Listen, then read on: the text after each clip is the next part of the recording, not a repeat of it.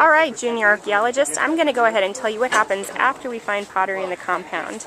So we bring it back in buckets and we label it. So on the label it tells us what grid that we went to, where we found it, so we were in grid 51, where we found it, what the date was, who the grid supervisor was, and the label on it. You can see there's a barcode on it so that we can go through and search for it in the future.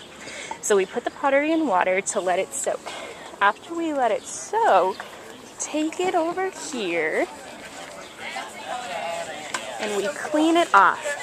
And you can see we have a bunch of volunteers over here scrubbing the pots and getting the dirt off. After they put the pots back in the boxes, you can see they move the tags onto the boxes and they put them over here on the table so that they can dry out. They're drying them out so that they can do writing on them a little bit later on.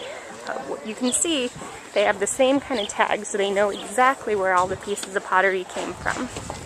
After they've dried out, they take the pieces of pottery over here,